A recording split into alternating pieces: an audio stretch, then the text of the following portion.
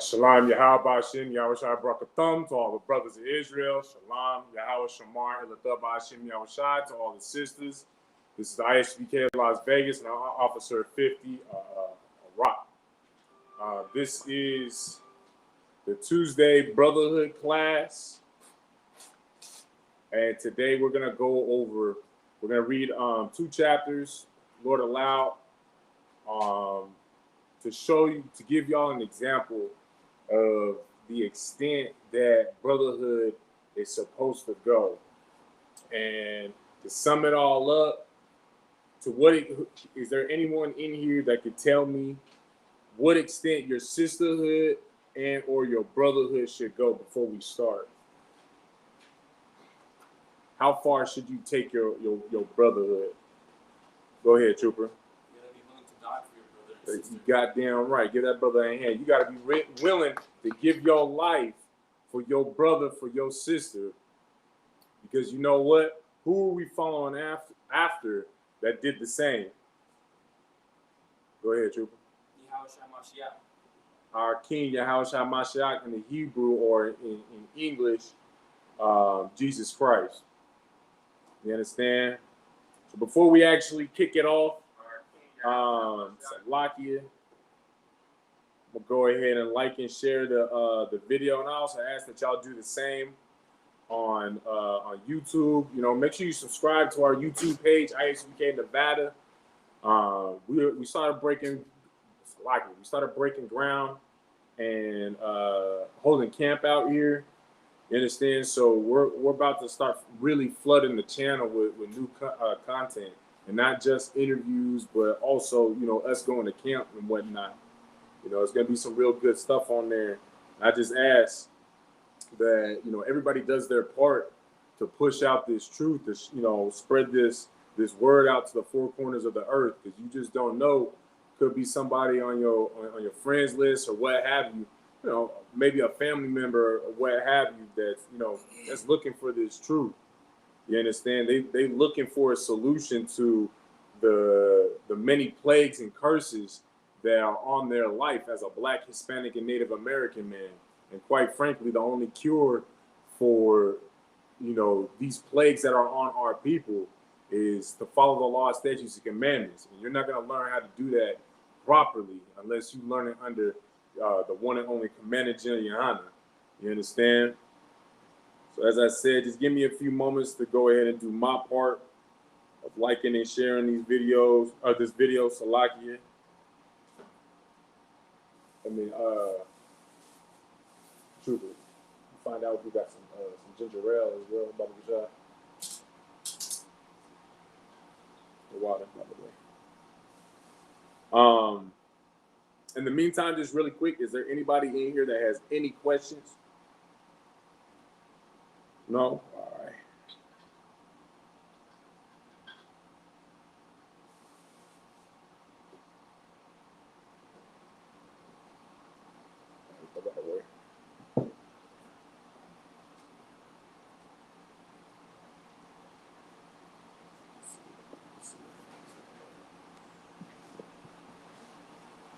All right, so we're gonna read in the book of 2nd Maccabees, and we're going to start off at chapter 6, and we're going to read both verses, both chapters 6 and 7. Lord allow we can get through 7 as well.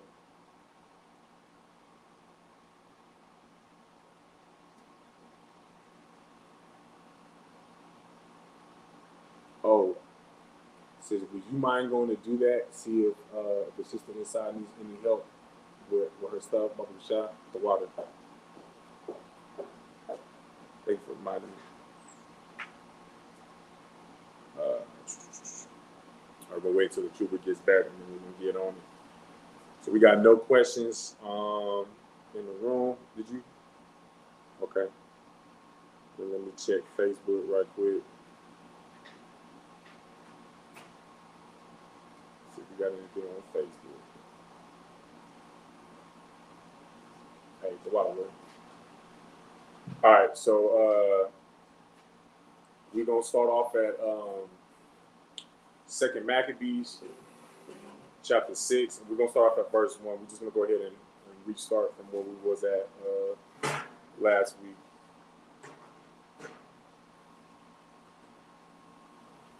So, like I said, we're about to go into.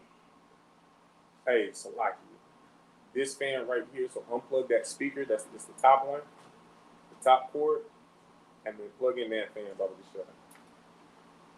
Yeah, get that air circulating in here.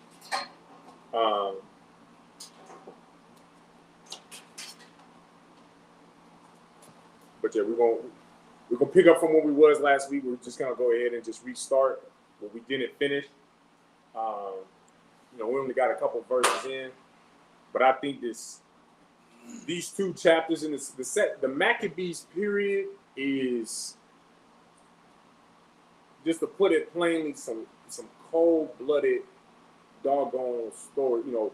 Our history is cold-blooded. You understand? Like, it's some good information that you get out of the Maccabees, but because of the things that our people had done for the Lord's sake, because what we want, what the few that actually gave their lives up for the Lord, because they didn't want to disobey the Lord. And as we read, you'll come to see that, like, the example, how I want to put it, you'll come to see that what it actually takes to have, what level of brotherhood it takes to please the Most High. Now, not to take away from Yahweh Shai Mashiach, the King, our King, but it's nice to know that, Yahweh Shai wasn't necessarily the only one who was willing to give up his life for his people for the sake of what the Lord's will was. Y'all understand? And of course, it's not to take away from what Yahweh Shai Mashiach or Jesus Christ in the English had done for us. But mind you, there are other brothers, other brothers and sisters that throughout our records, our history, went to the extent to give up their lives for the sake of the Lord's will. You understand? They weren't concerned. They weren't concerned with their life growing old, or maybe they just thought they was too old. Because we're gonna go over a brother who thought that way in this first chapter that we read in chapter 6. You understand? But for us to follow that example that Yahweh Shai and also just any of our brothers and sisters that gave up their lives for the sake of the Lord's will, we have to be prepared to follow those exact same footsteps as well. Especially since everybody's goal, is essentially to go into the kingdom of heaven.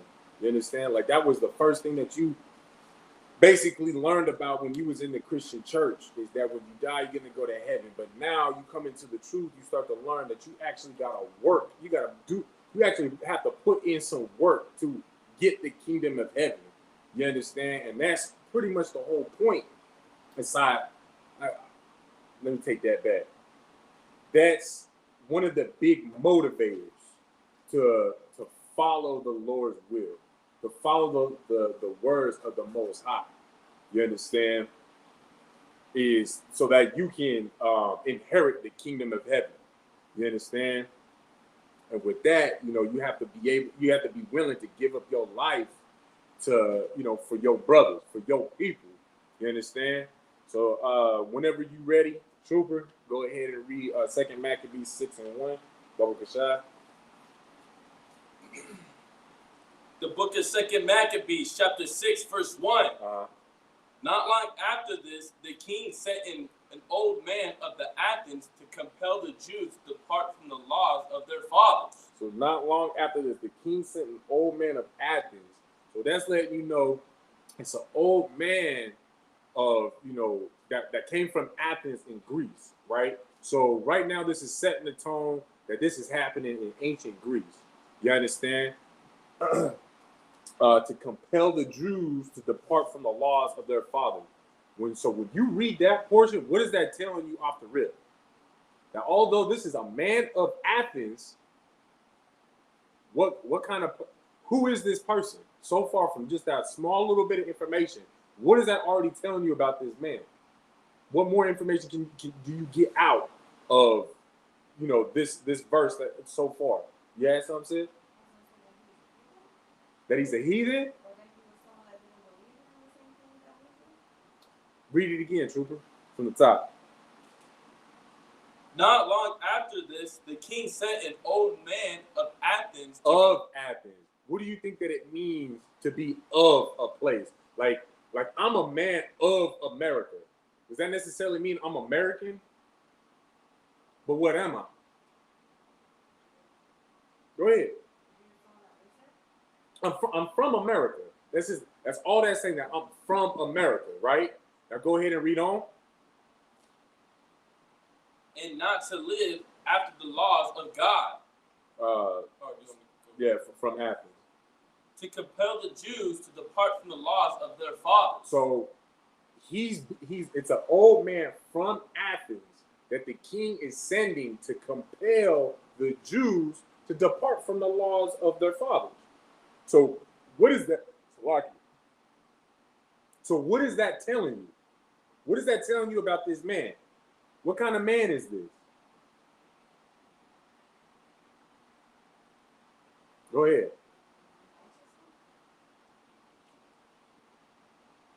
I'm not going to say no, because so far from what we've read, what is it telling you so far? It's a whole lot simpler than you think.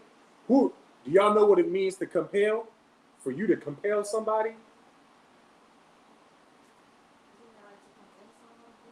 Let's go ahead and let's make sure. Let's find out. The trooper already on it.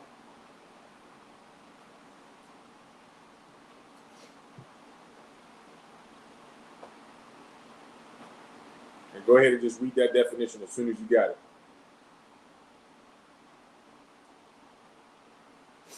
Compel, force, or oblige someone to do something. Say it one more time. Force or oblige someone to do something. And what does it mean to oblige somebody? Basically saying, just convince them to do it, right? Either you do it with your own means of force, or you make them feel obligated damn near to do something, right? So what kind of man would have that power to be able to force or make these people, these Jews, go against their forefathers, go against the laws of the Most High? Now, mind you, again, I want y'all to understand that this isn't the first time something like this has happened.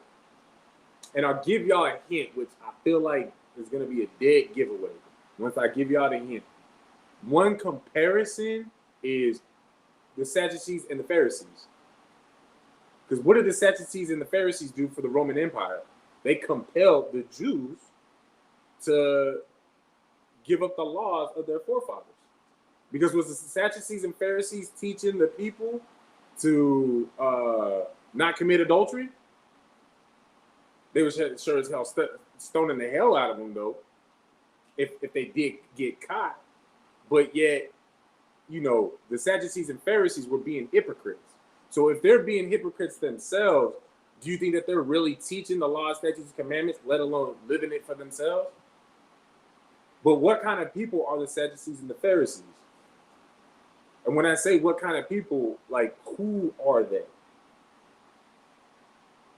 So you can say that Sadducees and the Pharisees, just in comparison with this brother, is those are the Sadducees and the Pharisees are of Rome. So what about this individual that so far in verse 1, what can we say about him? What do we know of him just so far from the context that we read it, in which we read? That would even have the ability to compel his people to give up the law. I pretty much just said it 2-3 different times. Go ahead. He's from where? He's from Athens. But what else about this man? I'm gonna have to give it to y'all. He's an Israelite. Exactly. Get his sister in hand. It's because he's an Israelite. So the king sent an old Israelite brother to go and compel the people, the Jews, to give up the law. You understand? The law of our forefathers. Go ahead and read on. And not to live after the laws of God. Right. To give up the law, statutes, commandments. Go ahead and read on. Verse 2. Uh-huh. And to pollute also the temple in Jerusalem, and to call it the temple of Jupiter Olympius. So, and to pollute the temple in Jerusalem, our holy land, right? To go and taint it, to put filth in our holy temple. Like, this is what the king is wanting to be done. You understand? Go ahead and read on. Oh, and then also to change what kind of temple that it is. To call that temple, our holy temple, into a temple after another god. You understand? Go ahead and read on. Salakia. And that in garrison of Jupiter, the defender of strangers, as they did desire that dwelt in the place. Uh-huh. Verse 3. The coming in of this mischief was sore and grievous to the people. It was sore and grievous to the people. Can y'all give me one reason why it was sore and grievous to the people? Go ahead, sis. Because it provoked the Most High. I mean, now at this time, now, okay, why did it provoke the Most High, though? Because they're going against they're going against his laws, statutes, and commandments that he gave us in the first place. Right, because now in turn, they're starting to do exactly what that king has sent them out, that old man to do, that old brother to do, right? Which was to give up the law, statutes, and commandments, to quit following after, our God, right? And so that provoked the Most High, and now the Most High is being turned to wrath, right? We all understand that? Okay, go ahead and read on. For the temple was filled with riot and reveling by the Gentiles. Man, filled with riot and reveling. Break that down for me, trooper. How are they rioting and reveling? Like, explain that to me. I'm a dumb Christian. They were enjoying being violent and doing violent things and defiling the temple. Give me an example. They were eating pork. They were having orgies. They were destroying things in there. Right. They was basically, of course it says that they were reveling. Reveling is basically a way of celebrating. It's another word for celebrating, right? But they were rioting. Perfect example is like when the Philadelphia Eagles had won the Super Bowl a couple years back. They won the Super Bowl, but the Philadelphia Eagle fans still tore up the streets, lighting cars on fire, breaking into shops. But they won. You understand? So it's like, now we got this temple, let's tear it the hell up. Defile it. Right? Go ahead and read on. Who dallied with harlots. What's it mean to dally? Who can tell me what the word dally means?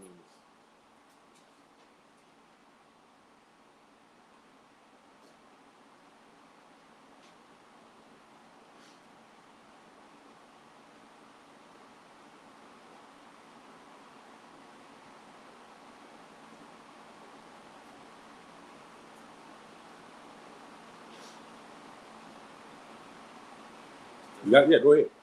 Dally. Have a casual, romantic, or sexual liaison with? Liaison? Yeah, something like that, yeah. How you spell it? Liaison. That's liaison, I believe that's how you say it. I might be incorrect, man. I'm not much of a good reader myself. So lucky. But yeah, so it's basically a casual sexual encounter. So what was they doing with harlots? In our temple.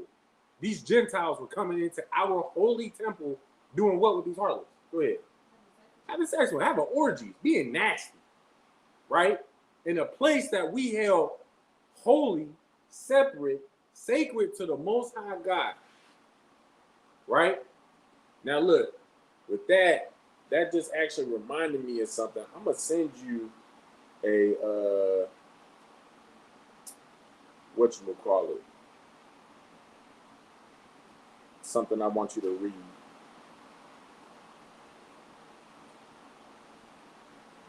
I'll send it to you right now, and then I'll tell you where I want you to start in a second. Because mind you, as well, who can tell me what yesterday was? If you don't know, that's fine. You shouldn't be keeping track of this BS in the first place. Go ahead, sis.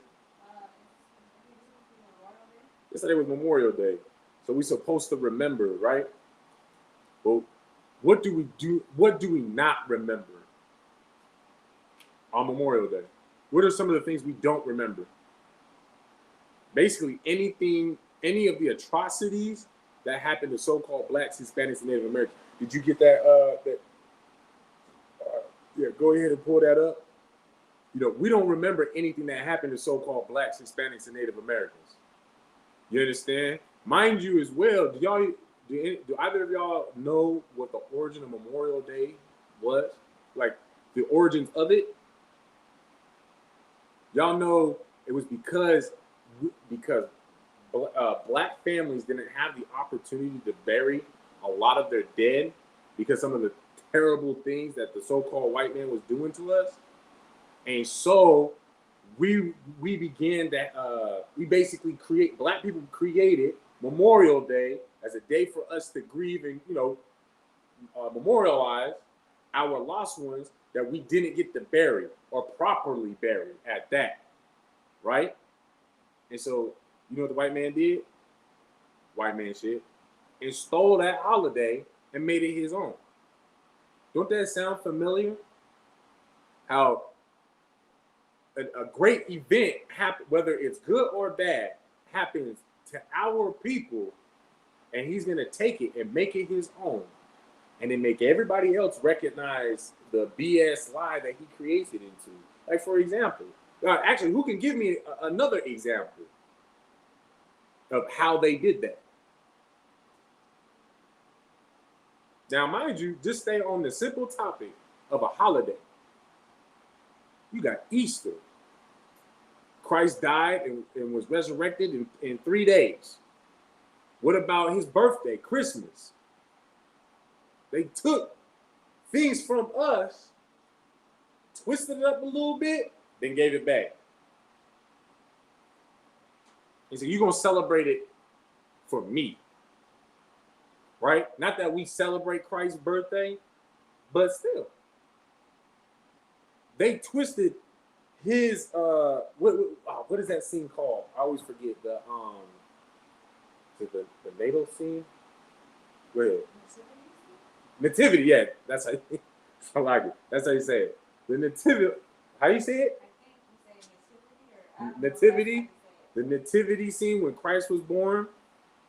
They made that into a holiday because, I mean, what is one thing that you see in the Christian churches during Christmas time? Of course, you got the tree and everything, but don't they put on a play of the nativity scene? That's how you say it? Okay, no sign of Christ. Wow. But yeah, don't they put up my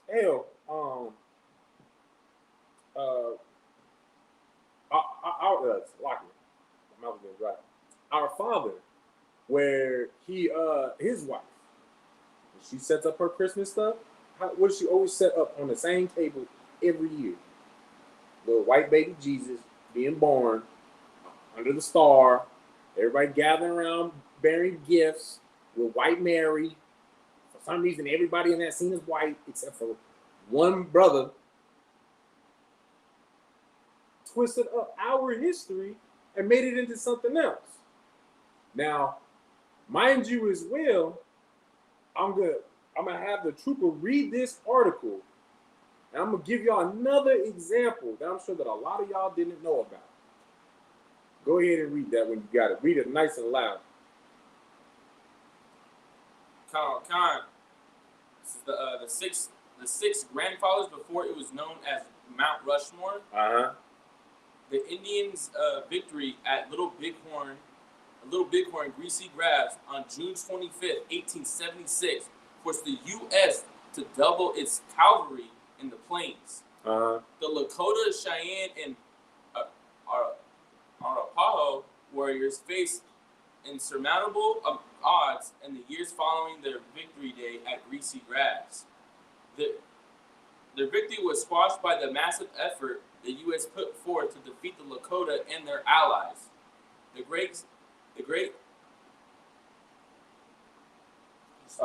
think it's Silo. The Great Sioux War intensified as the U.S. Army rounded up Indians, forcing them to live on undesirable reservation lands. The Little Bighorn battlefield is now a national monument. The monument's former national park superintendent Gerard Baker, 1990 to 1998, was a Mandan Hidatsa Indian from North Dakota. Okay, hold on, Salagi. Drop down to where it's in bold letters. It says the story behind Mount Rushmore. Okay. The six grandfathers was named by Lakota medicine man Nicholas Black Elk after a vision. The vision was of the six sacred directions: west, east, north, south, above, and below. The directions were said to represent kindness and love, full of years and wisdom, like human grandfathers. The granite bluff that towered above the hills remained carved only by the wind and the rain until 1927, when Gutzon Borglum began his assault on the mountain. Now, before you read on, what do you think that assault was? Do y'all think it was a military assault, or what kind of assault do you think this was? No guesses? I mean, no sweat. Now, mind you as well, from what I was just explaining to y'all on how they like to steal anything that we create, and they twist it up and give it back in some fucked up ass form, fucked up ass, I don't know what to call it, like alternative of what the actual history was, the actual reason why we held something sacred, right? The reason why we even remembered to do something, right? So let's find out. Go ahead. In the 1920s, South Dakota state historian Joanne Robinson saw the six grandfathers as an opportunity for the state of San Diego to... No, South Dakota. Oh, South Dakota. My bad. You too long. I don't know why I thought No that. sweat. You too long. Go ahead. To increase tourism through the Black Hills area, the controversial sculptor Gutzon Borglum was hired to create sculpture to honor the West's greatest heroes, both Native Americans and pioneers.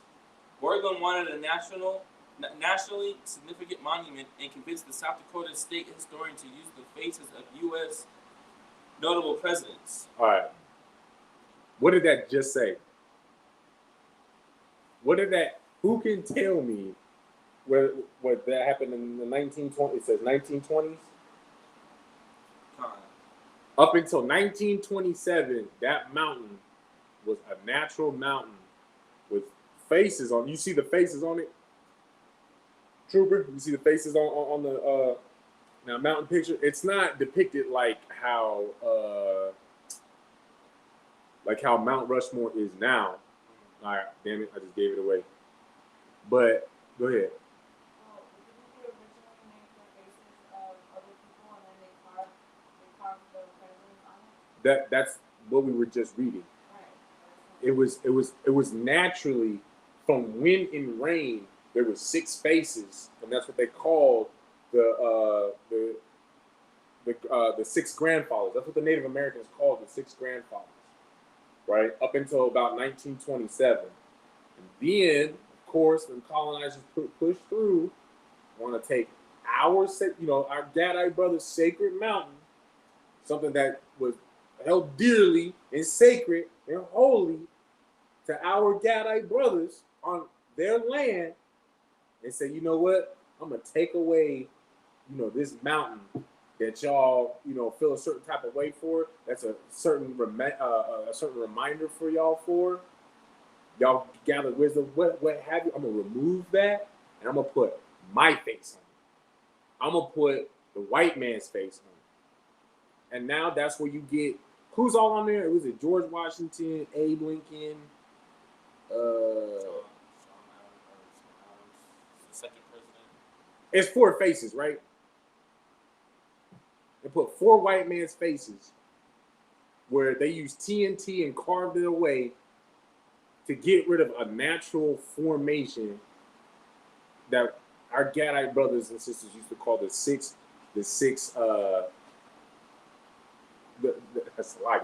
grandfathers. I cannot think what it was called. The 6 grandfathers. And so, mind you, what they've been doing in the biblical days, they still do today.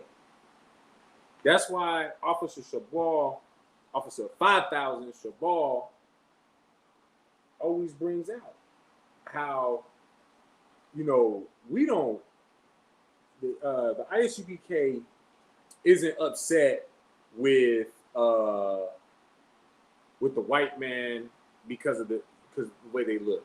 We don't hate them because of the way they look. We hate them for what they've done and what they're doing. Because they have literally been doing the same thing time and time, century after century, generation after generation, child after child. They keep doing the same things to us. Anything that we have sacred, anything that we hold to any form of importance, I'll say, the so-called white man's gonna come and put his filthy, dirty hands on it and ruin it. And then have the audacity to give it back. And then, on top of that, mind you as well, on all these doggone holidays, or at that sacred ground, the 6 grandfathers mountain, now he's making a profit off of you. Now he's making a profit off of his twisted history that he gave you. Y'all, do y'all see how diabolical that is? How sick that is? And mind you as well, we're going to continue to read on so we can learn how to have the proper brotherhood, so that essentially, we can provoke the Most High to end all of this, to end our suffering, to end these curses that we live under. You understand? So that we can go in, the end of this world and go into our world. You understand? Let's go ahead and go back to the Apocrypha. Where were we at? Verse 4. Go ahead and read that from the top. Okay. Verse 4. Mm-hmm.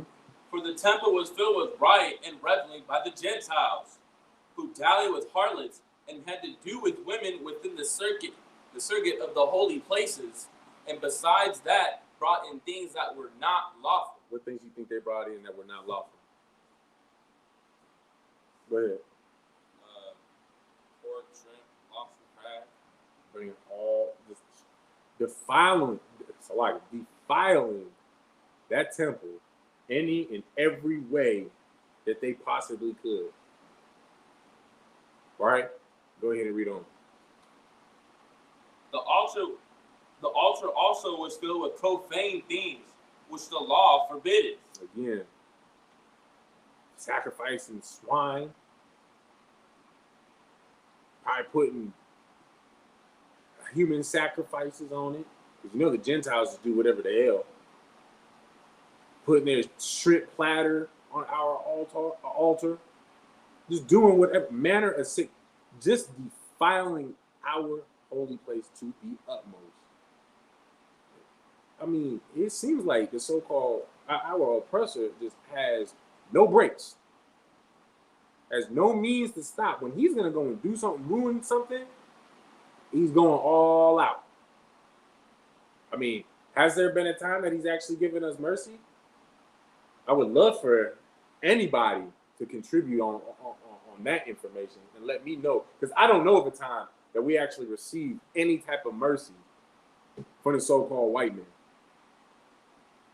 Even though time and time again we want to kumbaya and hold hands with the bastard and ask him, beg him for mercy for centuries that has been going on. For thousands of years that has been going on. Where we, as blacks, Hispanics, and Native Americans, try to hold hands with the white man and say, we shall overcome. Oh, equality, we can be equal. But where does that get us? Each and every single time. Each and every single time. And the only time, who can tell me the only time that the white man didn't have his neck on our foot? His foot on our necks. Who can tell me a time that that foot got lifted off of our neck? When we started following the law, statutes, and commandments. Because y'all got to remember, after the time of Rome, the so-called white man went back up into the mountains. After Rome fell, we started to rise up. Because mind you as well, you don't know why the Dark Ages are called the Dark Ages. The reality of it is because that was dark rulership. It wasn't because we had the lack of technology. It wasn't because we had the lack of records. We have the records. They just don't teach you. And you have to have the ambition to want to learn who the hell your people were in history to actually find that out. Y'all understand? The reason why it was called the Dark Ages is because we were in rulership and they were crawling on all fours in a cage. But then there was a time during, that's basically the transition into the Renaissance era where the so-called white man came down and did his thing all over again and waged war. And that's what put him back in power again. Y'all understand that? Y'all got any questions so far? All right, no sweat. Go ahead and read on. Verse 6. Uh-huh. Neither was it lawful for a man to keep Sabbath days or ancient feasts, or to profess himself at all to be a Jew. What's that sound like? Can anybody tell me what that sounds like, that very last part? To profess themselves, it wasn't even lawful for blacks, Hispanics, and Native Americans to profess themselves as a Jew. What's that sound like? Go ahead. It's like how now people look at your face when we said the black is Jews are black. Exactly. Now, a black man, the Hispanic man, the Native American man, we have to fight tooth and nail just to prove the obvious precepts in the Bible that we are God's chosen people. That we are the Jews that the Bible speaks of. You understand? But back then, back at this time, it was a whole lot harsher. Because hell, you get your head lopped off. You get your tongue cut out. If you were to try to say that you are a Jew. No, there is no Jews. That's what that king wanted. It was illegal. It was unlawful. You understand? But what's also something else that stands out? What's also something else that stands out in that verse? Go ahead, Trooper. They weren't allowed to keep the Sabbath or the feast days at all. No, right. So of course, as you come up as a Christian today, and you try to hold, the so-called white man Sabbath on a Sunday on the first day of the week, that's what we was all taught, right? Everybody's cool with that. But when you actually, as a Christian today, the Sabbath on the day that it's either, oh, are you a Jewish convert? Or why do you do it on Saturday in the first place? You get questioned, right? We're living in a time where it's a little bit more lackadaisical when we do these things that we're supposed to, because we're not getting our heads cut off. You understand? But nonetheless, there is still a form of persecution where they try to convict your, they try to try you. They try to try your spirit. You understand? To see if you really holding on to what you believe in, or they can basically pull you back into the world to be just like them, being filthy and nasty. You understand? And of course, the high holy days. What was it like for y'all?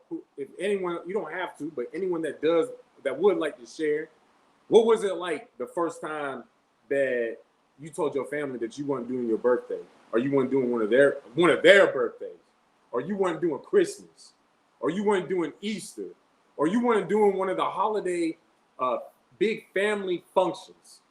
Me personally, to be honest, my father, he's like, okay, you making it easier on me. That's less money for me to spend.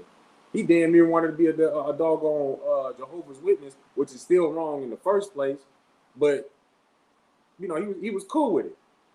You understand? But my mother, of course, call me by my slave name. Oh, come on. Don't you think that Jesus would want you to do this? It's about family. Christmas ain't got nothing to do with a goddamn. Christmas ain't got nothing to do with Christ in the first place.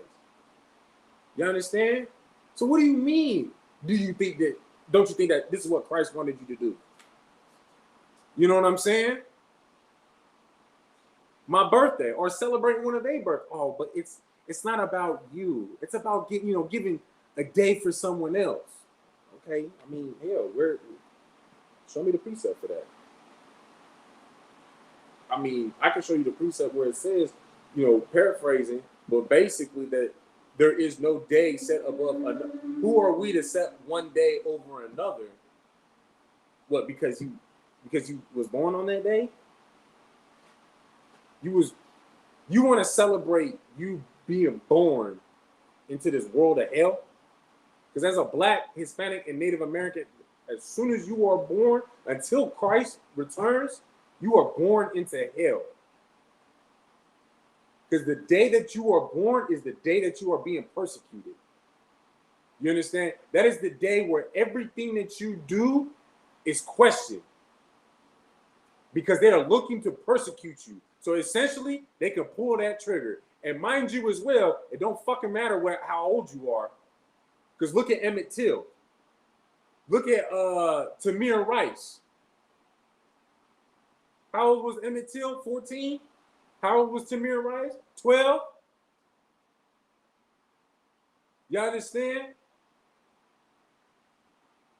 Let's go ahead and read on. Verse 7. And in the day of the king's birth, every month they were brought by bitter constraint to eat of the sacrifices.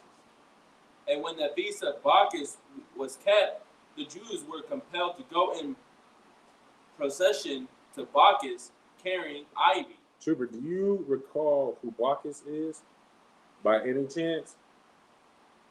Yeah, he's a Greek god who drank a lot of wine. He's a drunken god. Look, I mean, yeah, he liked to drink. He was very gluttonous with his feasts and whatnot. Go ahead and pull what the recognition of Bacchus was, and for what reason. Because mind you as well, this king had that same spirit that Bacchus, that the Greek god Bacchus was about. Because mind you, it wasn't, you weren't celebrating his birthday once a year. What did it say? It said in the day of the king's birth, so let's say on the 20th of every month, mind you, they were brought by bitter constraint to eat of the sacrifices. Basically saying every month on the 20th day, we gonna celebrate my birthday. Every month. Now go ahead when you find it, read who Bacchus is. The Roman god of wine and viticulture, Bacchus was known as the inducer of drunkenness, religious ecstasy, and frenzied states of creativity. The Roman god of wine and viticulture, Bacchus was the bringer of ecstasies and inducer of frenzied states such as creativity and religious devotion. So feast, right? Just all about that feast, all about that celebration. Ecstasy, I mean, all about anything that makes you feel good. You understand? That's what he was about. Anything that made you feel good. So, like, let me check.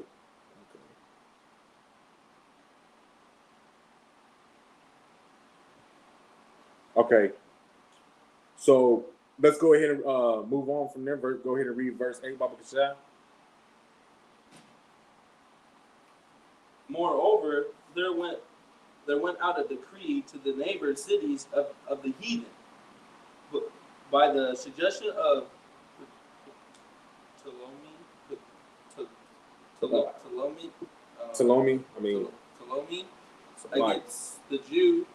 against the Jews, that they should observe the same fashions and be partakers of their sacrifices. So it's basically saying, they telling the Jews. Essentially, they just set it up with the Jews. Man, forget everything that you do, every bit of your way of life. Forget about your forefathers. Right now, you American. You gonna take on our customs. I mean, is anybody getting anything different? Am I breaking this down incorrectly? Isn't that what it just said? That all the other nations, the neighboring nations at that, are pushing their customs down their throats, down the Jews' throats. Don't that sound like Christmas? Or why don't you want to celebrate Christmas? Or why don't you want to celebrate my birthday? Or why don't you want to partake on, these filthy, nasty holidays that man created, these pagan holidays? Why don't you want to do this? No, this is not. You're gonna follow these customs. That's what they saying. And forget about who you are. Isn't that literally what happened to the blacks, Hispanics, and Native Americans? Isn't that literally what had happened? So-called Negroes don't even know who they were, but prior to being sold in the Atlantic slave trade, being traded in the Atlantic slave trade, we so damn destroyed. We just said we African. That's the last place that we know we was found. We don't know how we got there, but we African. We was born there just like everybody else. We destroyed like that. You understand? The Hispanics, I mean, hell, they got conquered by the Spaniards. Believe they Mexican. You ain't fucking Mexican. You from the tribe of Issachar.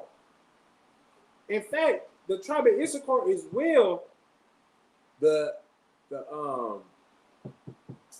Aztecs and the Mayans, to a degree, they knew who they were. And the Incas, they knew who they were. They knew they were Issachar. They actually did know that. The timekeepers, they knew who they were. But of course, over time, when the Spaniards invaded, they didn't forget that they was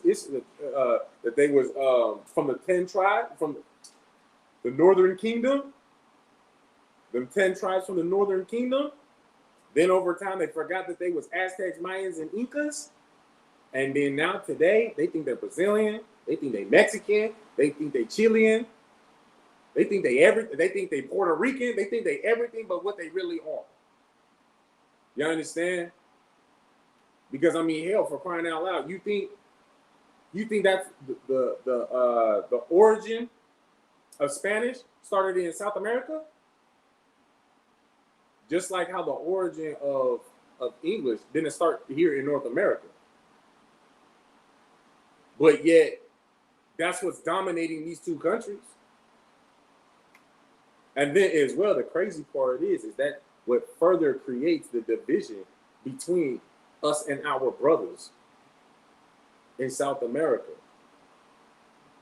We had two oppressors come and conquer us and oppress us and steal our land, give us a new religion, which is basically the mirror images of each other, Christianity and Catholicism, and then also give us two different languages, which are, again, they're very similar. But yet, they're different enough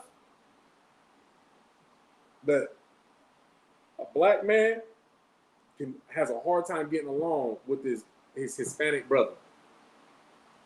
It's different just enough. Y'all understand? Just like how, even with the so-called black man, a brother is just light-skinned. We different just enough that there's a dispute between the two of us. Because ultimately, that's what the so-called white man's real culture is. It's just war. It's just creating war. That's it. That's the only thing he knows. That's the only thing he's actually good at. Because we all know the bastard don't even know how to wash his doggone raw chicken, let alone season the damn thing. So we know he ain't out there making food, making his, creating their own dishes.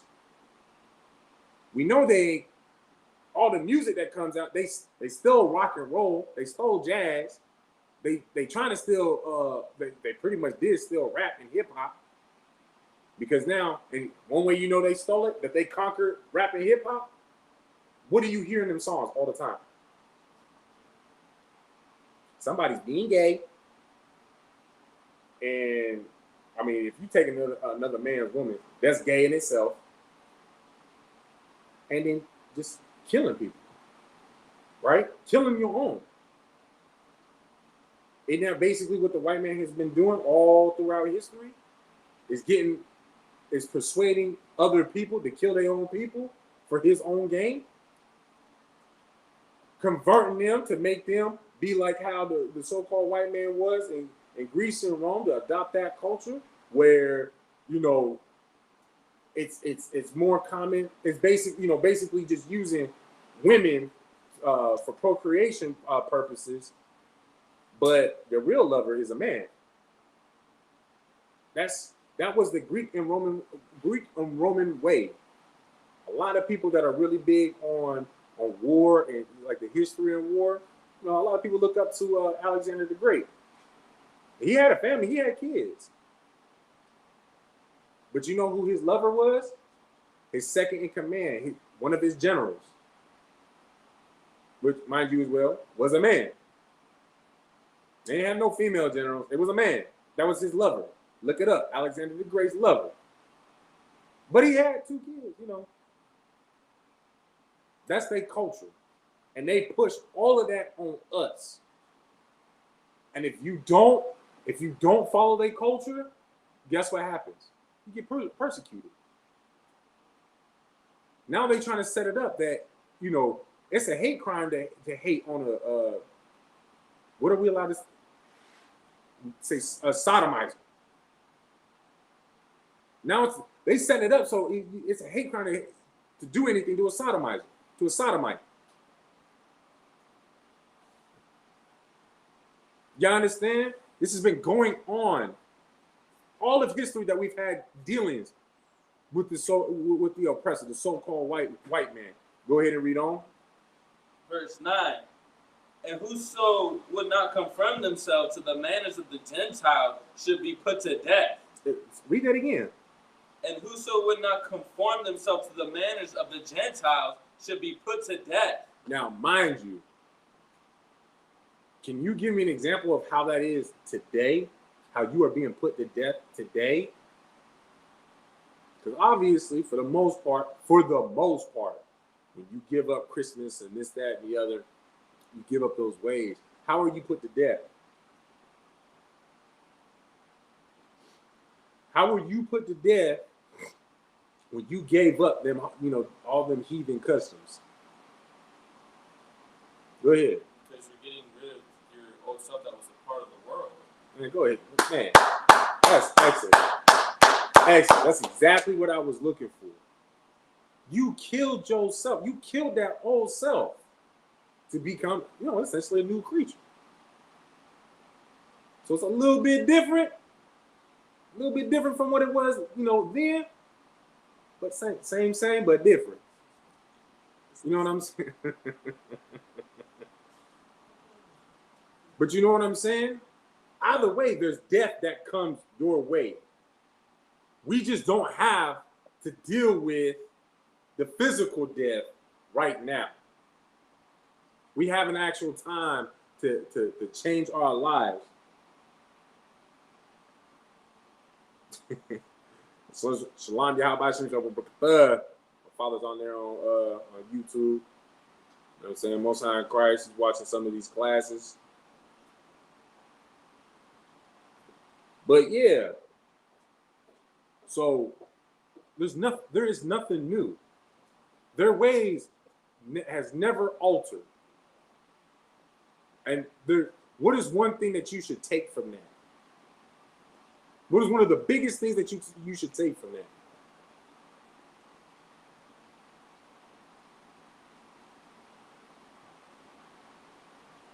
It's so simple. If I have to tell you, you're gonna get upset if I tell you. We're at 2 Maccabees chapter 6, verse. We're at 8, 9. We're at verse 9.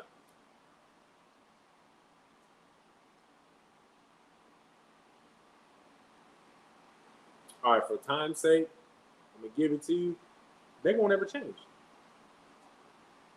I mean, they've been doing it for thousands of years. The same thing, the same game. They don't even change their strategy because they know they don't have to. Because ultimately, we still want to be equal with them, just so that they can continue to kill us off. You understand? Go ahead and read on. Then might a man have seen the present misery. Mm-hmm. For there were two women brought who had circumcised their children, whom when they had openly led round about the city, the babes hanging at their breasts, they cast them down headlong from the wall. Kill them. Go ahead.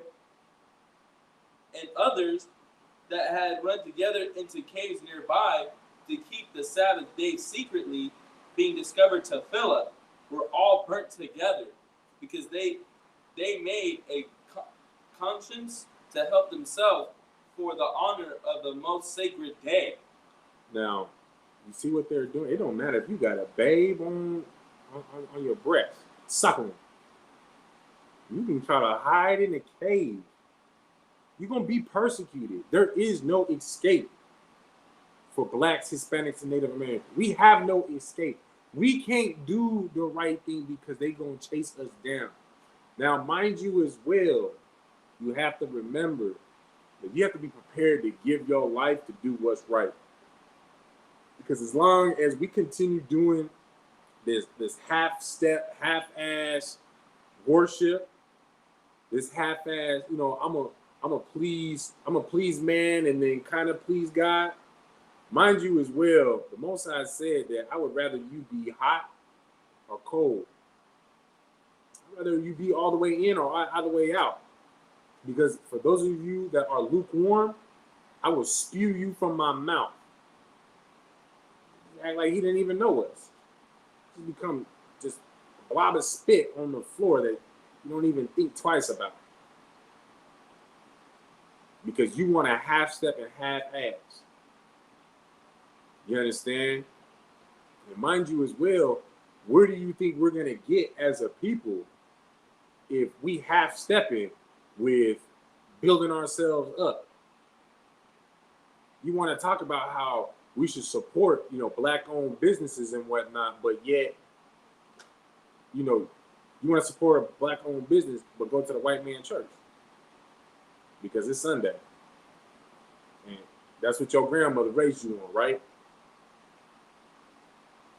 Mind you as well, while you paying tithes there, you putting money in that white man's pocket.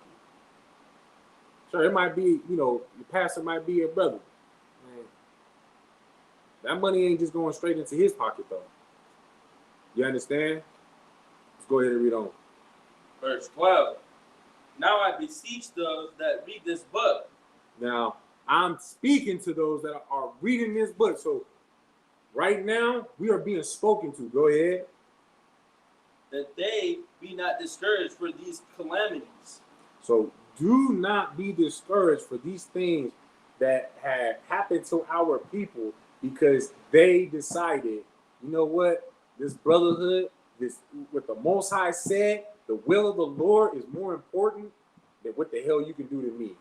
The will of the Lord is more important than that pain I might have to endure while I'm being burned at the stake. You understand? Go ahead. But that they judge those punishments not to be for destruction, but for a chastening of our nation.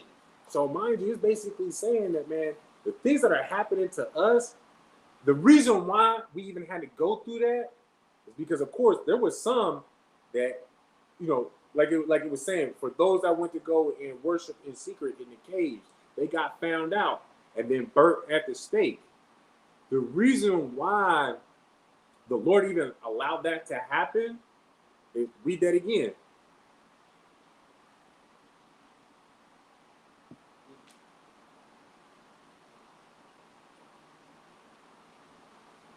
But they that judge those punishments not to be for destruction. It's not for destruction. Because mind you, if it was for destruction, what do you think that the Most High would have done? Because mind you, who are the ones that were getting killed? Who are the ones that were getting persecuted? Burned at the stake? Throwing their babies up against the wall? Who was that happening to? Go ahead. Israel. No, right, the Israelites, but which ones? The ones following the laws. The ones that kept on following after the Most High. So that's what he's saying, is don't be discouraged by these calamities. Because these things weren't happening to us that were actually keeping the law for the, because the Most High was trying to destroy us. But what was he trying to do? But for a chastening of our nation. What does it mean to chasten? Go ahead, yeah, go ahead.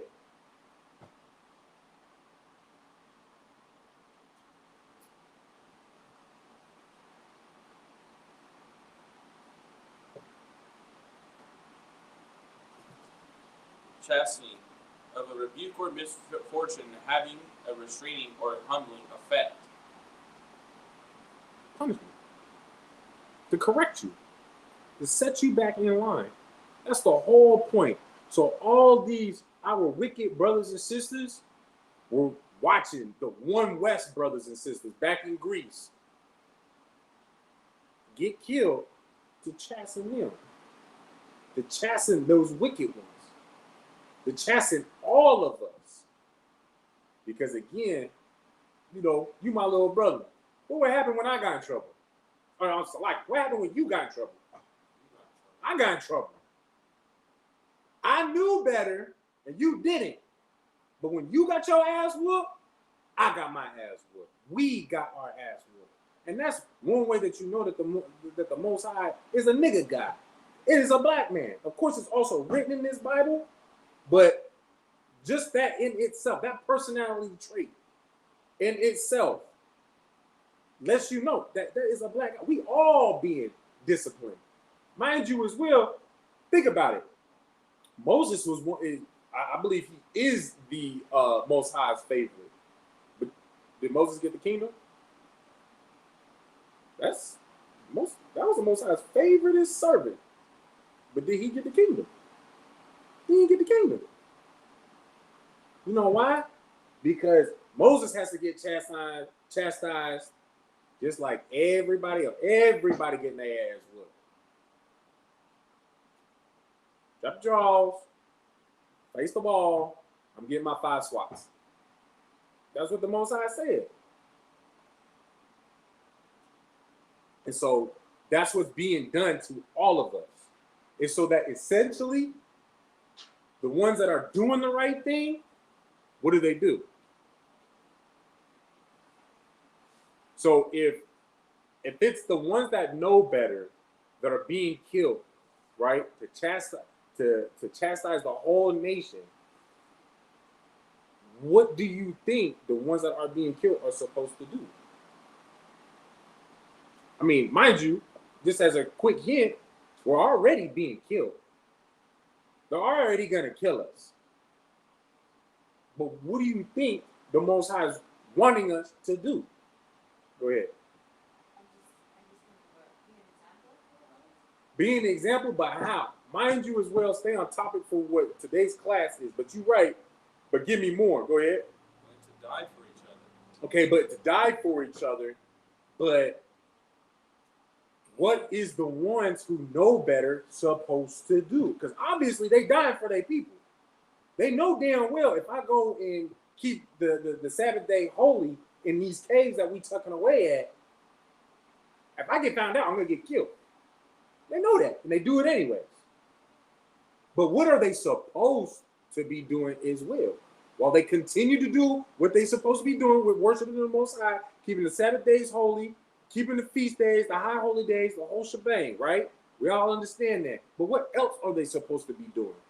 Go ahead. Okay, but lead by example how? In what way? Now, mind you, before you came back out here, you know, I was basically saying them brothers and sisters that was being killed for keeping the Sabbath day holy, you know, that was your One West brothers and sisters. That was One West. They said, I don't, you know, death before dishonor. One West till they bury me. Lord says I have to do this. It's exactly what I'm going to do. I need to keep the Sabbath day holy. That's exactly what I'm going to do. If there's a feast day that I'm supposed to upkeep, that's exactly what I'm going to do. There's a high holy day, I'm going to keep it recognized because the Lord told me to do that. But mind you as well, was that all they should have been doing? Or was there not more?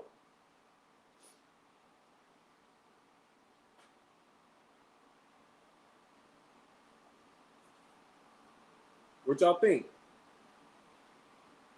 Just take a stab at it. Don't think too hard. The forehead won't pop. Go ahead, sis. Continue for fellowship too. Give the sister a hand.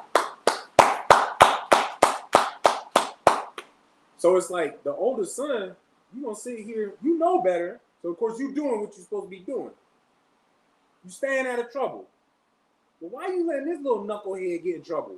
So because you keep letting him get in trouble, I'm gonna beat your ass too. And in fact, I'm just gonna let him watch you get your ass whooped. I'm not even gonna touch him. I'm gonna let him keep doing what the hell he's doing until you figure out to be the good older brother, to be the responsible one who does know better. And it don't matter if you older or younger.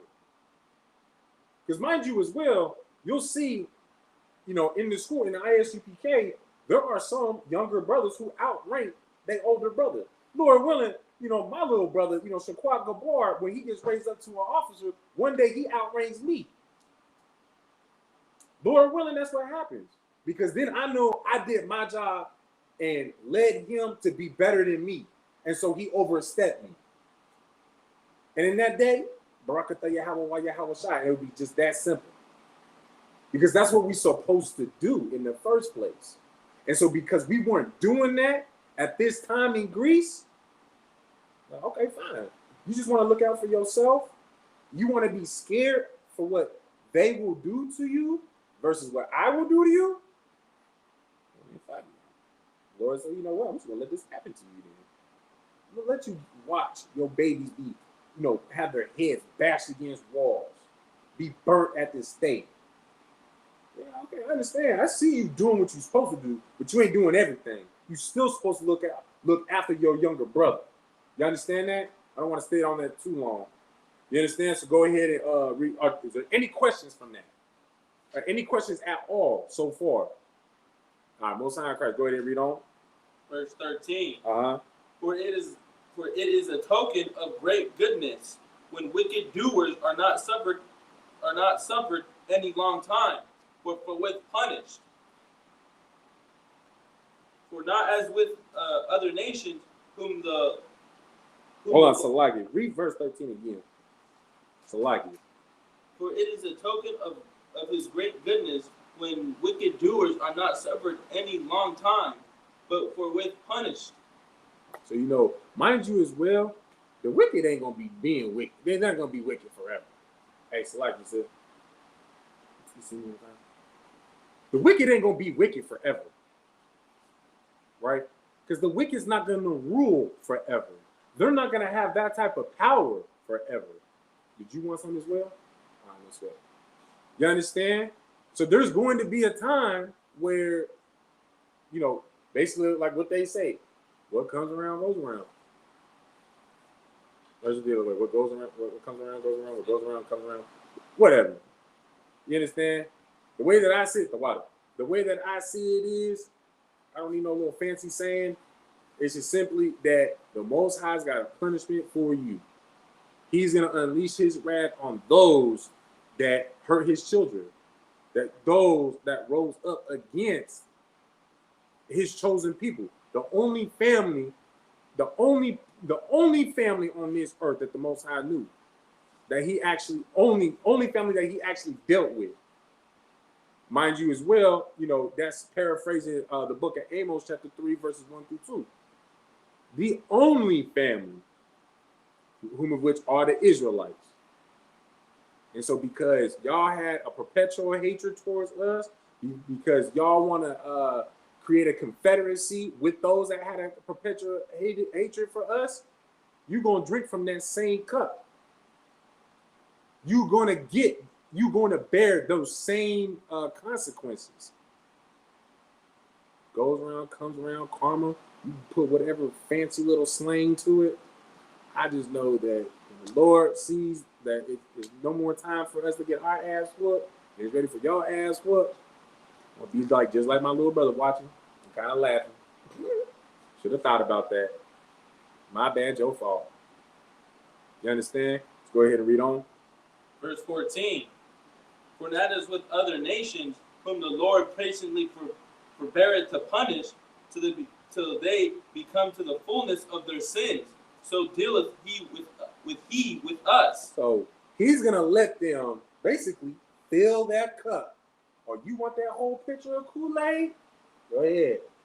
Pour up. Pour it up. Once that cup is full, yeah, that ass mine now. That ass is mine now. Go ahead and read on. Verse 15. Lest that, being come to the height of sin, afterwards he should take vengeance of us. So mind you, once they come to the height of sin, once that cup is filled with sin, then the Lord is going to come and have vengeance on our behalf. And mind you as well, there is nothing that you can fathom. There's nothing that you can think of that could amount to what, you know, what kind of revenge, what kind of vengeance that the Most High can perform. You understand? So, and don't get me wrong, I'm with my brothers and sisters where, you know, they might feel like, you know, they want to actually take matters in their own hands. Especially when you see certain things that goes on, it's just like, man, let's not hanging y'all upside down with some damn piano string with the atrocities y'all been doing to my people. You understand? But the Lord says not to do that. Don't touch a hair on their head. Because at the end of the day, vengeance is not for us. It's not for us to do. You understand? Like, it's just like, again, as a parent, you got to always keep in mind that the Most High is our Father in heaven. You understand? And just like any parent, if somebody hurts you, you come tell me. Tell me. Do not take it in your own hands. Because for one, you might get yourself in trouble. You might get yourself hurt. I don't want none of that. But mind you as well, you a little baby. You a little one. You can't do what I can to whoever just hurt you. So come to me and let me handle it. That's how the Most High feels.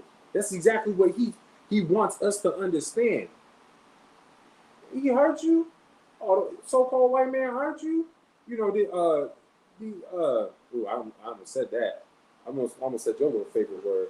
These so-called Asians hurt you, man. Don't do nothing to them. Just come tell me. Deal with me. Find comfort with me, and I will deal with it. You understand that? Because vengeance is for me. Vengeance is for the Most High. You understand? Let's go ahead and read on. Verse 16. Uh-huh. And therefore he never withdraweth his mercy from us. And No, go ahead. And though he punished with adversity, yet doth he never forsake his people. Man, and therefore he never withdraws his mercy from us. And that's what, man, we had, our God is a merciful God. And he never removes his mercy from us.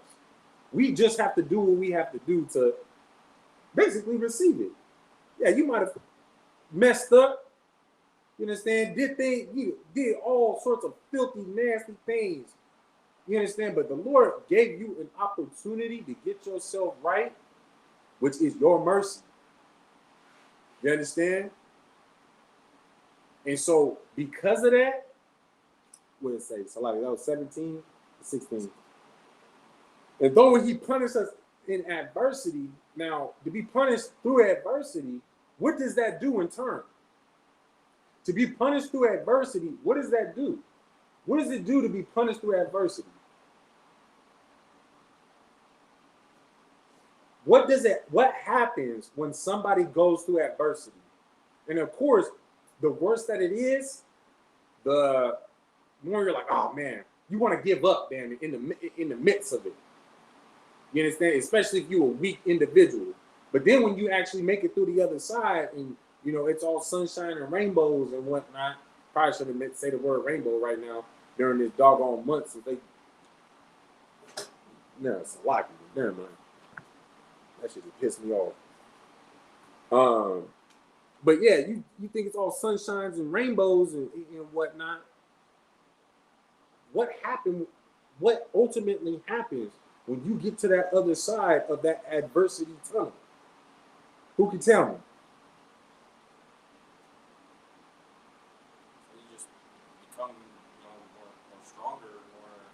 You grow.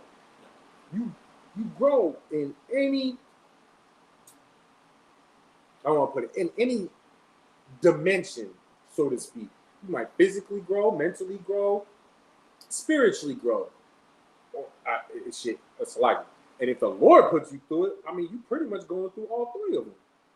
I mean, if y'all would have known me before the truth, like you see that I physically grew. I can't stop growing, man. This gut keep on going. You understand? But at the same time, my mentality's has grown as well. And also my spirituality has grown as well. You understand? I had no spiritual footing. I mentally I was willing to compromise with whatever, because I ain't know better. You understand? But then I came into the truth, and I mean, hell, I'm just as sturdy as this gut, mentally and spiritually. You ain't budging me. Y'all understand?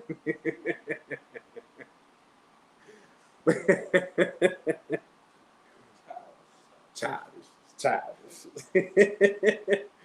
But nah. What was that? 16, correct? Yeah, that was last one. I keep. So even though he keeps on putting us through adversity, what do you think as a nation? What is the adversity doing for our people as a nation? Because mind you, we spoke about, kind of touched on just the individual going through adversity, how the individual becomes stronger for themselves. Now they might be able to take on something that's a little bit more more difficult that they wouldn't have been able to do before, they went through certain things, right? Now, put it on a larger scale with the entire nation. What does that adversity as a nation do for the nation? Go ahead, Trooper. Help them grow together. Grow how? Grow together. Oh, okay, I see what you're saying. It's a lot. Yeah, we become stronger. We become closer. Now, mind you, as well, Second Maccabees, that came. This book was before Christ. You understand? Christ, matter of fact, Yahweh Mashiach in the Hebrew, he read the Maccabees. He read the book of the Maccabees, 1 and 2. He read the apocryphal books that the Roman Catholic Church had removed. What was it? Look that up. I believe it was in 1647. I think it was, but look that up and verify that for me, Baba Kashab. But you know, Yahweh Mashiach read these books, and what was part of the doctrine, or Salaki, what was part of what was the new commandment that Yahweh Shai gave us? What was the new commandment? Which in turn, if you understand the old commandments, the Mosaic, the commandments of the Mosaic law, if you understand everything that led up into the New Testament, it was already said. It's just Christ just put it in a straight, plain way, because I mean, this is one way I know I'm stiff-necked, I'm retarded as hell. Like, you gotta straight up tell me. And in fact, you might have to pop me upside my head and say, look. You understand? But what was that? What is that thing that, what was that thing that, or that commandment that Yahweh Shai had to spew out for us to understand? I mean, essentially what the entire Bible is about in the first place. Take a stab at it. Mind you as well, what's the whole topic? I'm trying my hard. I feel like I stayed on topic decently this whole class. Oh, so stay on topic with it. What do you think is the question again? What is the new commandment that Christ had gave us? Because mind you as well, Christ read these apocryphal books. You understand? He read all these books that are in the apocrypha that the Roman Catholic Church had removed. Did you find that date? It just says 1828. It was 1828? Yeah. I thought it was earlier than that. Shit. It's a lot. Okay, so the apocryphal books were removed. The Roman Catholic Church removed it in 1828? Yeah, I don't know why I was thinking it was 16. Go ahead.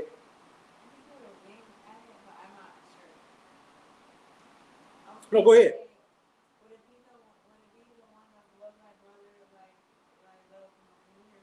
Love thy brother like you love yourself.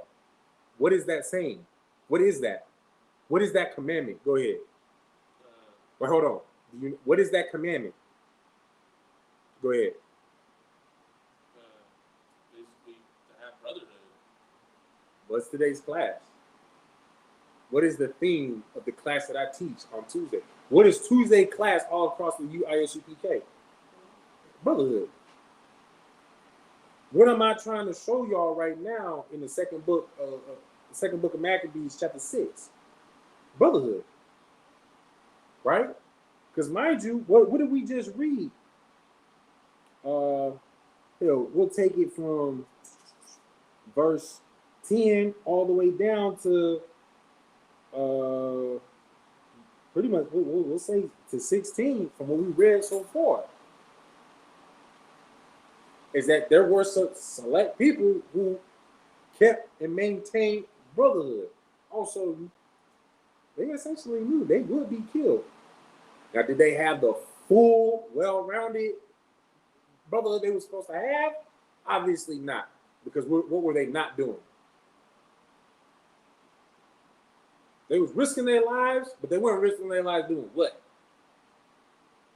Go ahead, Trooper. For each other, I guess.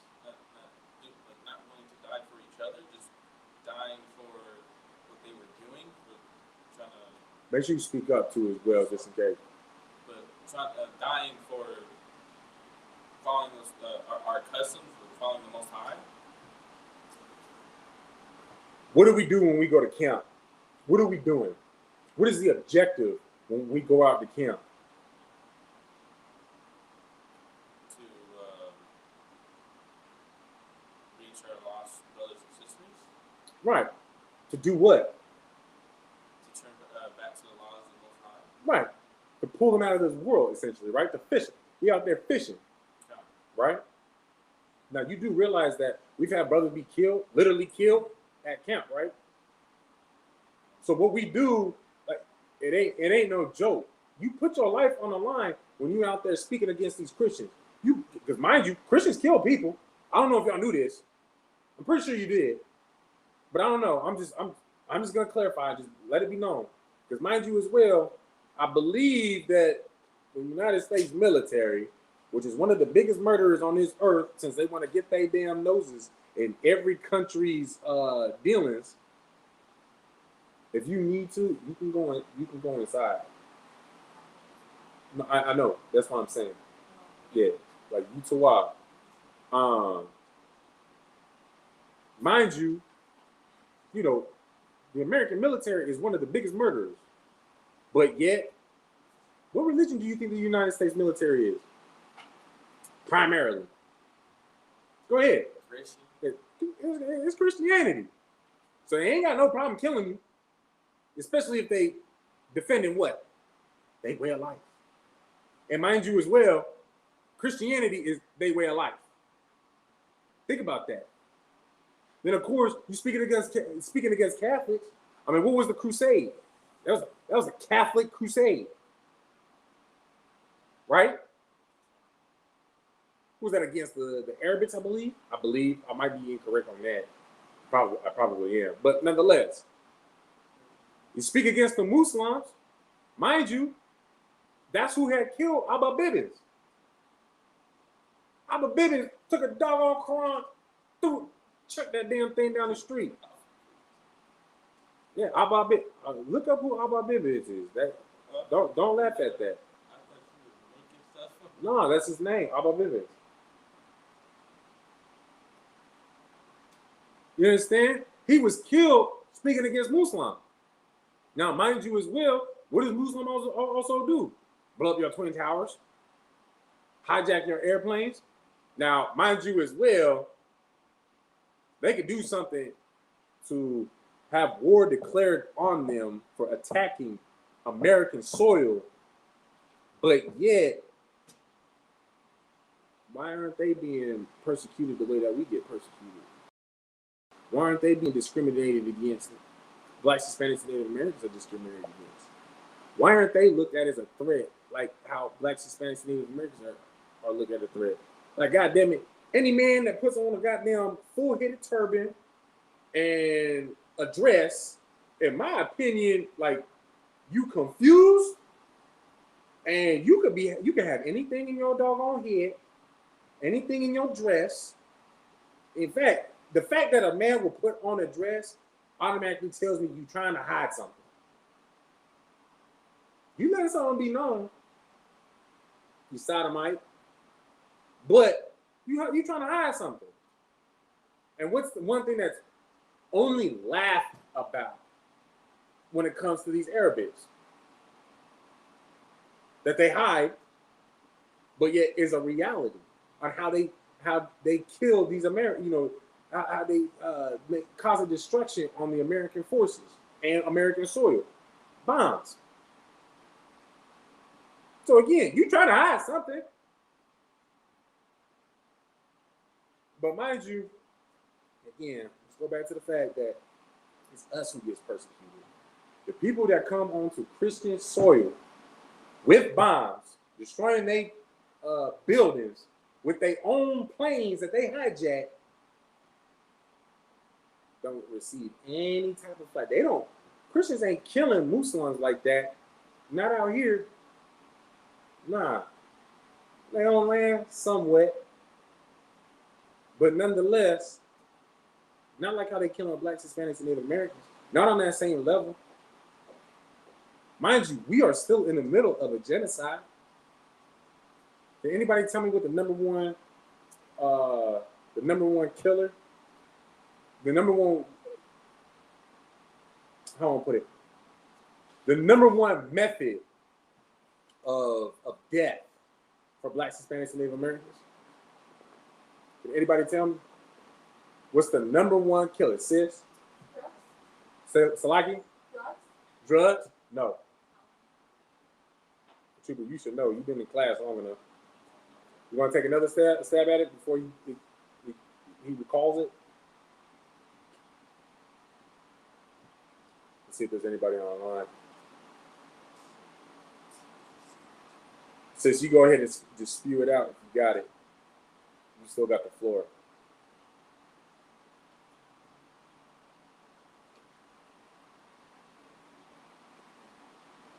And the crazy thing is,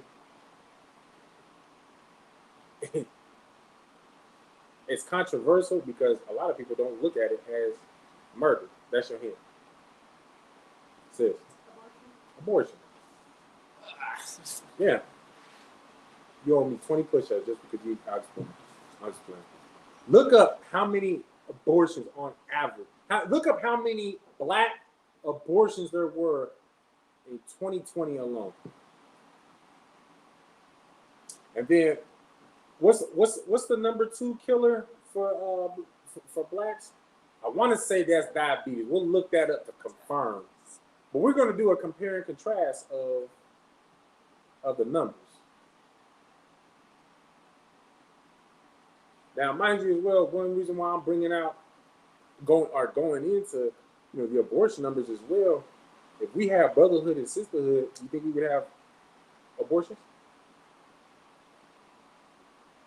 But mind you as well, there's a propaganda that is going against Blacks, Hispanics, and Native Americans that our oppressor has created to get us to kill our own. His ultimate weapon is not, that doggone Death Star satellite that he's got up in the sky. Yes, he does have one. It's a tanker buster. You understand? That's not his ultimate weapon. It's not his assault rifles or shotguns, his pistols, his whatever weaponry you think that he's forging in them forges. With his ultimate weapon against you, Black, Hispanic, and Native American man, is you. Because who sells drugs in the ghettos? Mind you as well, who's not welcome in the ghettos for the most part, especially after a certain time? Can anybody tell me? Sis, can you tell me, who do you think is not welcome in the projects after a certain time? White folk ain't allowed in there. But who's the number one supplier of drugs, especially in America? That white man. He's just not walking into your projects, but he sure as hell is transporting it in there. He's getting it in there. Your biggest drug dealer is the so-called white man, but is he the one who's actually making the transactions? No. It's you. It's you, Black man. He's using you to kill your own people. And that's why it's so doggone important for Blacks, Hispanics, and Native Americans for us to get our noses in this doggone book, to learn who the hell we are, so that we can follow after Yahweh Shah Mashiach and the Hebrew, Jesus Christ in the English, so that we can come back to the Most High and we stop killing our own doggone people. You understand? Did you find that? No, it's not giving me What'd you put in? abortions for Black people in the U.S.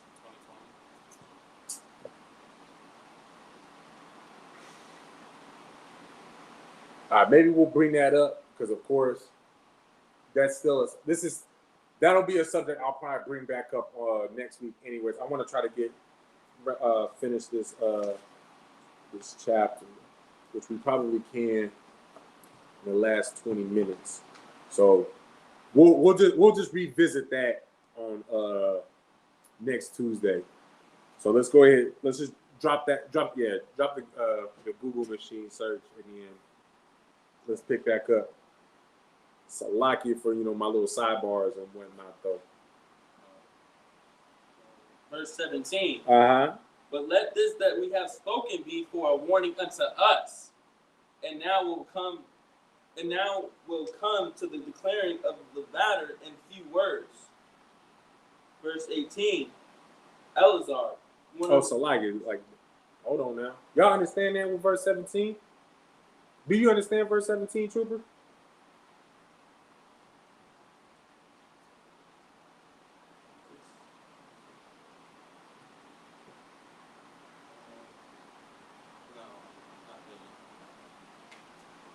I mean, but the first part I get with the second. Break it down. Okay, walk me through it. We're gonna walk together. But let this that we have spoken be for a warning unto us. So, speak up. But let this that we have spoken be a warning for a warning unto us. Uh-huh. So everything that we've been going through, whatever, that's a warning. Well, what is being spoken about though? Like, what is he referring to when he said, that's been spoken about? Be a warning unto us. You write about it being a warning, but what is he referring to in specific? And mind you, as well, we kind of went over it as well. Since if you want to give it a shot, you just raise your hand.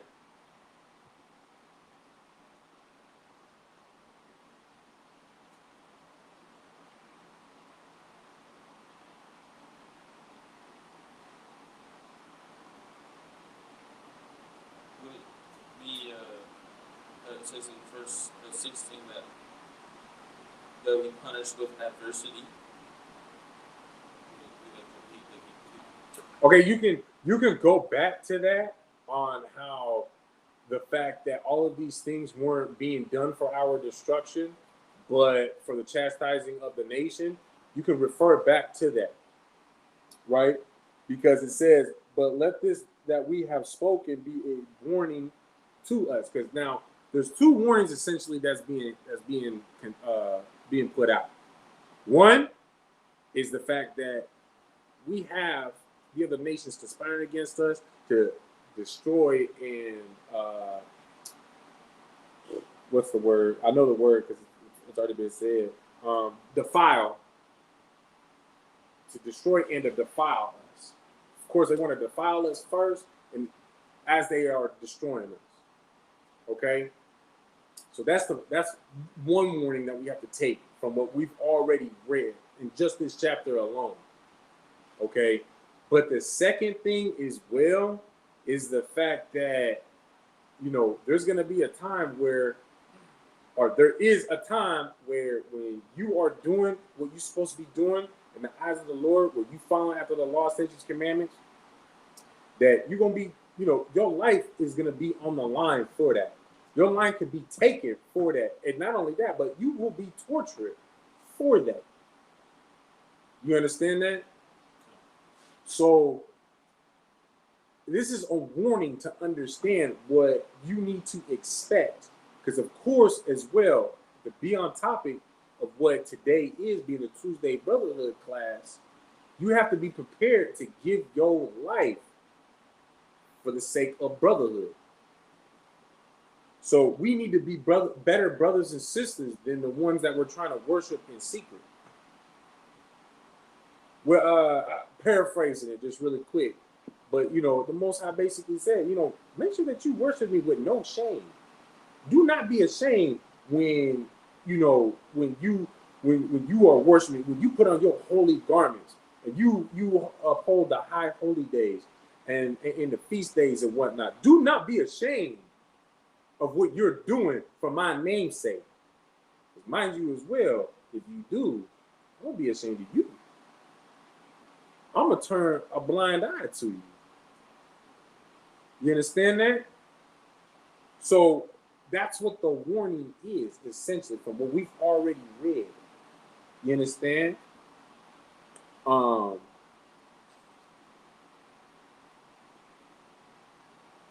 And now we're declaring the matter in just a few words.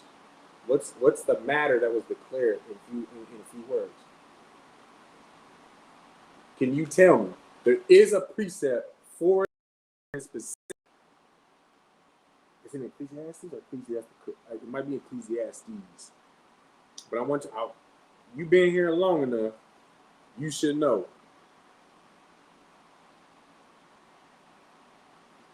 What is the all-important matter of life? That's my hint. And then I want you to precept it. Actually, if you think you have, give me the precept. Yes, you do. You got the all-powerful Google machine at the palm of your hand. If you think you know what it is, pull the precept. Your Google machine is gonna give it to you. Just a time set. What do you think it is? What am I talking about? What's the one matter that was spoken in just a few words?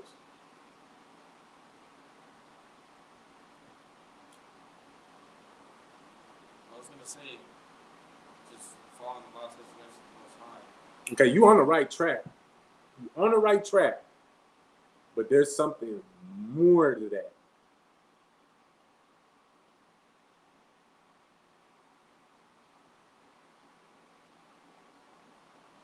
Okay, hold on. How do I cliff note it for you so that that way I don't give you the answer until you read it?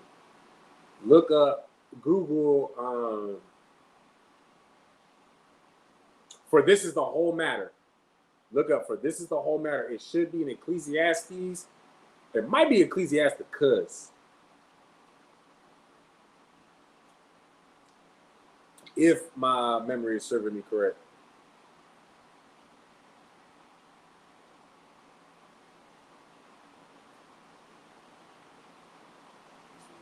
And Salaki, just really quick for those of y'all that are just tuning in, make sure that you like, share, and subscribe to our ISUPK Nevada YouTube page. You understand? Help us, push this word out, and then also as well, if you already on YouTube, make sure you hop over onto Facebook and like our ISUPK Las Vegas Facebook page, and also if you hop on that video and like and share that video, you know what I'm saying? Do your part to, help fish our brothers and sisters out of this world so that they can receive that cure for, they ailments, they worldly ailments.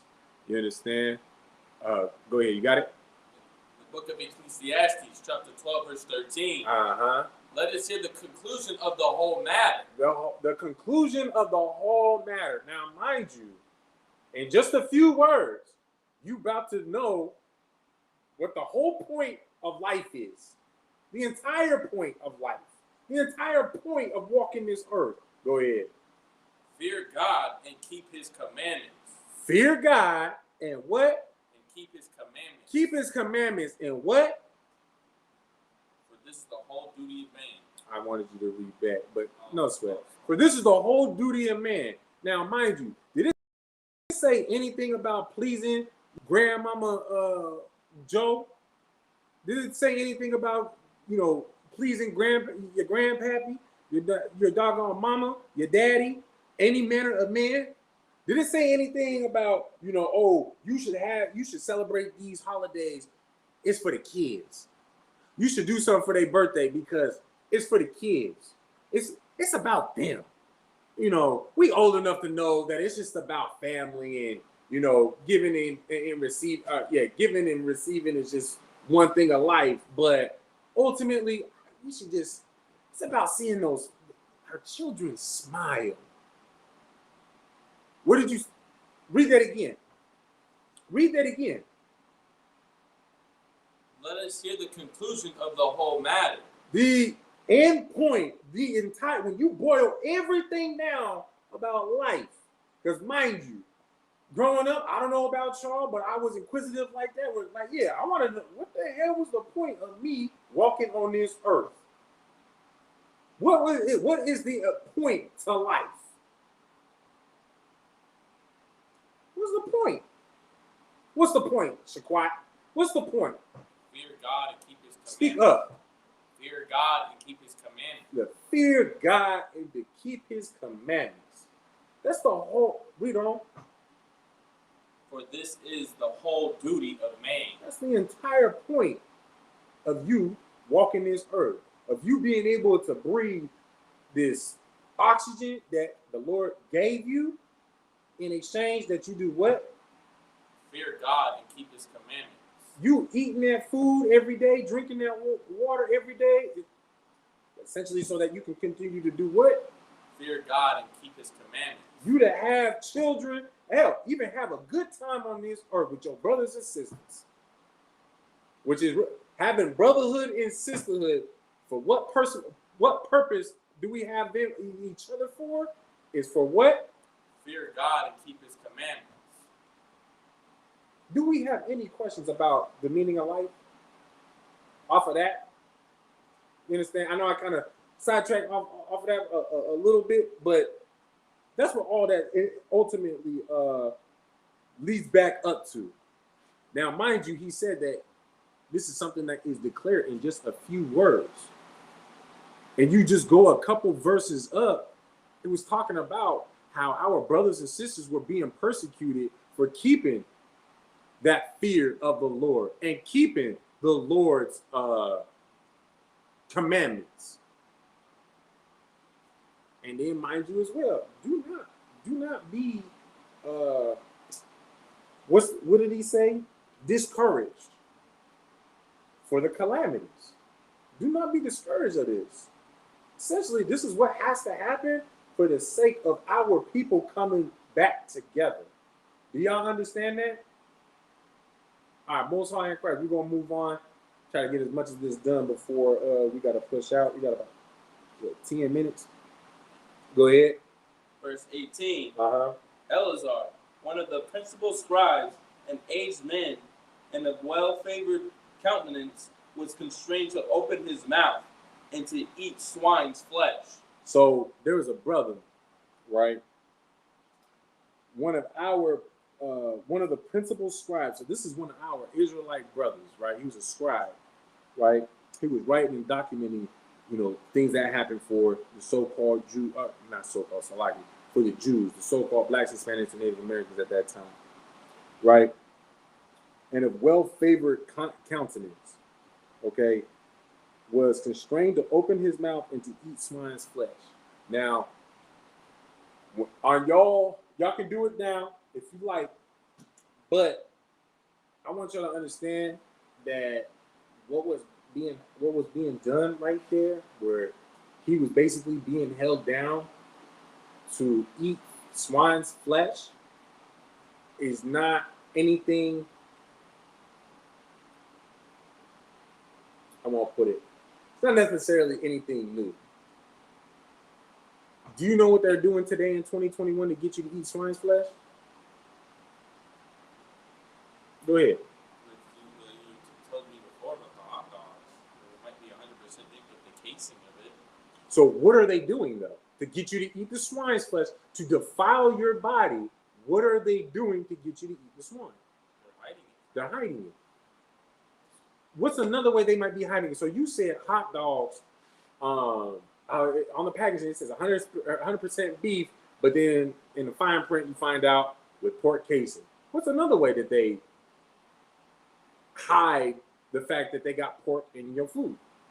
Go ahead, sis. Gelatin. Now, what is your point with bringing up gelatin? Well, I know with a lot of the over-the-counter medications, they have it in the shell of it, and you wouldn't think of it with the medication. No, right. You're right. But there's something in specific that I'm looking for. And just for time's sake, I'm going to give it to y'all. Y'all ever read the damn packet, the ingredients, and there's all sorts of absurd words that you just like, man, not only do I not know what that word means, I don't even know how to enunciate. I can't even pronounce it. It's just too damn long, this and that, whatever. I'm just going to eat it. It's too big, right? Them big words, a lot of times, that's something you ain't supposed to be eating. That big ass word is something that, it's just a fancy word for pork. It's a fancy word for something that came out of a shrimp. A fancy word for something that came out of catfish. It's a fancy word for something that was removed from an animal you're not supposed to be eating. Because mind you as well, what have they been saying for the longest time? If you want to hide something from the nigga, put it in the book. Which, this is the craziest thing, period. Because, you know, we the most devout Christians. We the best doggone Christians and Catholics, so-called blacks, Hispanics, and Native Americans. We the best ones. But yeah, and, you know, we read a little bit of the Bible every week. At least once a week. At least. But don't even know who the hell we are in that book. So it goes to say that that saying is 100% correct. But let alone, the point is make them have to read. Make them have to research. Because we won't do it. Blacks, Hispanics, and Native Americans, man, we trying to grab our grubs so that we can get back to the house, crack a couple brews with our brothers and sisters, have a good time, and Lord willing, at the end of the night, man, I got another son on the way. You understand? I got another daughter on the way. Righteously, mind you. It's like, I mean, that's how we think, period. But you know what I'm saying? Like, that's how we get them. We're not worried about that. We're not worried about what's actually in that food. I'm trying to feel good, taste something good. Like, throw it in the doggone thing. And I'm sure as hell I'm not gonna waste my time trying to, you know, when they just damn near the words just look like they threw a scramble word. You know, when you scramble up the doggone tiles and then you just grab your tiles and it's just a bunch of gibberish at first until you start setting them up. That's what them words be, in my opinion, that's what them words be looking like on the ingredients list. Look at the ingredients list for something as small as a pizza roll. And that list is doggone this long in fine print. Just for something that should only be made out of, you know, some flour, some water, and some cheese. Just for a cheese pizza roll. But the list is like this long. That's because them preservatives and whatnot, I mean, a lot of them preservatives got swine in it. It's laced up with swine. You understand? So my point is when you go back, just to the 1960s, y'all can look this up for yourselves to see these pictures where they would literally take a funnel and shove it down. There's pictures of it where they would shove a funnel down a brother's throat, pouring down shitlins and you know, just pork, period. Unclean foods unto us that the Lord deemed was unclean to us, pouring it down that funnel to force him to eat it. That's literally what what's happening to Eleazar right here. They trying to force feed him some shrimp. What did it say? Swine flesh? Yeah, swine's flesh. He being constrained, force fed swine's flesh. Again, like I said earlier, what they've been doing for the last every doggone century, every time that the white man makes an appearance, gets on the scene for him to be written into history, he does the same doggone thing. Time and time again. Forces you to do the things that he does. Forces you, mind you. Just real quick, I know I'm sidebarring a little bit, we short on time, but you know, as part of the so-called white man's culture, to be a sodomizer, to be a homosexual. You know, one very big way that he put that on us during the Atlantic slave trade, look at the word bucking. You know what bucking is? You know what bucking is? Do you know what bucking is? Bucking, basically what bucking is when there was a brother that was to be made of an example of, because he was either the big strong one on the plantation, or just being simply disobedient, or hell, simply because he married a sister. What the slave owners would do, if it was on the mainland, because the French was already predominantly on in Jamaica and Haiti and a lot of the islands and whatnot. In the mainland, what the plantation owners would do was hire the Frenchies, or sometimes, you know, white people just gay, period. But they would chain that brother down, spread eagle over a tree stump, butt ass naked, make sure that his wives, and children were up front, and make everybody on that plantation watch him get his manhood taken away from him. That's bucking. That's forcing homo. Now, mind you, who knows that the age that those children could be? I mean, they could be 3, 5, 10, 14. It don't matter. Especially, actually, no, it does matter. Because the younger that they are and they see something like that, they don't understand what's going on, but it does start to tell them that, you know what, this is okay. I just watched this happen to my dad. And now that's forcing homosexuality on our children. Y'all understand that? You understand the diabolical ways that the so-called white man took to force his culture upon us so that we lost sight of who we are? That's been going on for thousands of years. Everybody wants to talk, just say last 400 years. No, I'm still looking all the way back to doggone when, you know, the few times that there was an Edomite pharaoh. I'm still looking at the times that, you know, when we did time under the Greek rulership and the Roman rulership. Hell, even after the doggone, after they came down from the mountains and again beguiled us again. Anytime that the so-called white man came on the scene, it was just them forcing their ideologies down on us to betray our God. You understand that? Now, we will, next week, we will pick up from just from verse 18. Make sure you write that down for me, Baba Kashai. We're going to do a part 2.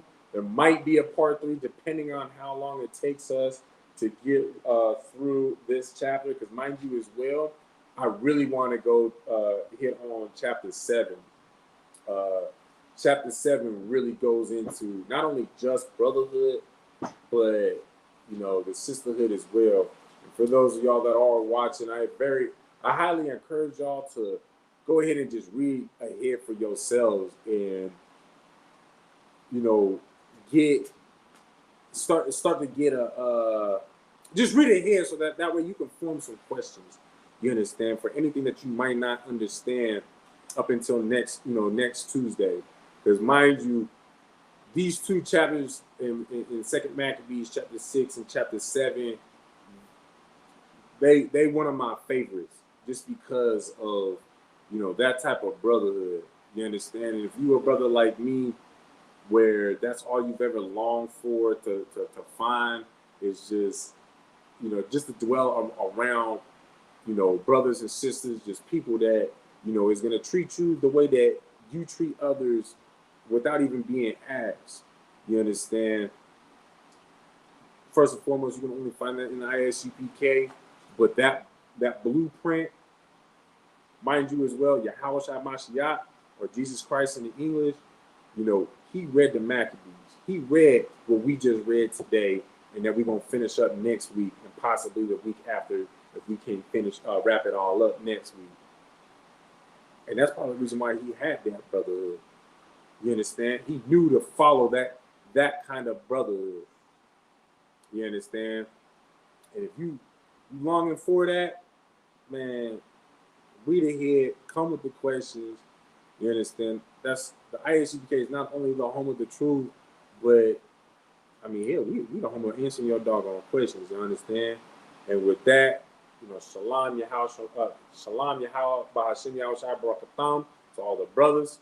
Shalom Yahweh Shamar Elatah Bahashim Yahweh Shai to all the sisters. And with that, class dismissed.